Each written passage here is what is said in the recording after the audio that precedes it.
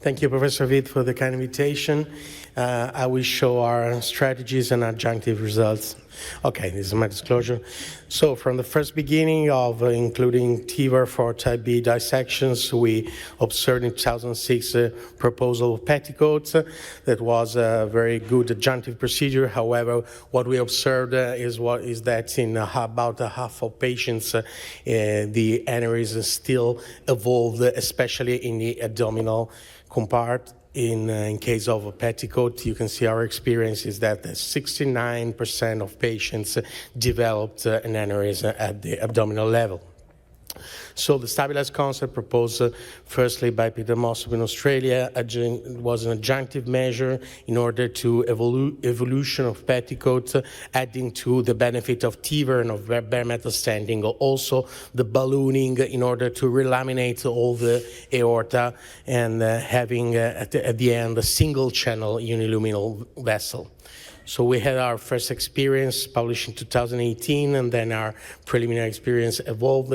Then, and our current technique includes the deployment of a cover stent graft within exclusion of zone 2 or zone 1. Deployment and occluding the left subclavian artery, then deployment of the uncovered stent graft in the descending and abdominal aorta, protecting the visual vessels that arise from the false lumen by cannulating them, and then proceed to ballooning, especially with a compliant balloon at the level of the covered stent graft and a non-compliant balloon at the level of the uncovered stent. So the bullet points of our technical the technical advices are use a proximal cover stents with an up to 10% oversizing. A second cover stent is optional, and then one or more aortic bare metal stents with dedicated device to cover the entire dissected abdominal aortic segments. Try to avoid the overlap of bare metal stents across the origin of the visual vessels.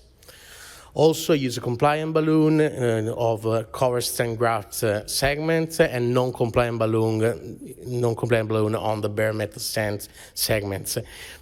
Possibly use intraoperative transesophageal echocardiography to control the exact relamination of all the aorta, protect the visual vessels arising from the false lumen, and also there's an optional covering of distal aortic iliac tears. With these techniques, we had good results and also at long-term follow-up.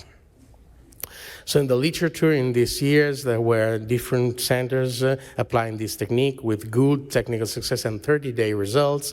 However, sometimes the series were very mixed with different patients, indication, acute and subacute cases, and also including connective tissue disorder patients.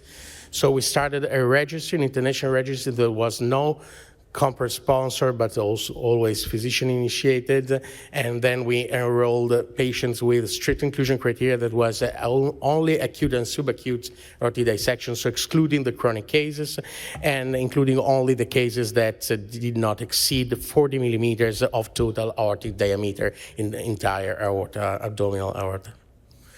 So we included 24 participating centers within all Europe, US, Asia, and Australia.